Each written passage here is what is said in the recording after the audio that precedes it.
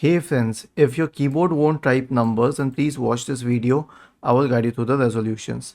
The first solution is to check the numlock key. So this is the reason behind 9 out of 10 of these cases where we encounter this problem.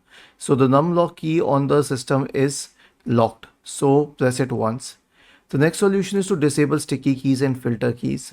Right click on the start button and select settings from the menu. Now go to the accessibility tab on the list on the left hand side. In the right pane, scroll down to keyboard and make sure that sticky keys and filter keys are unchecked.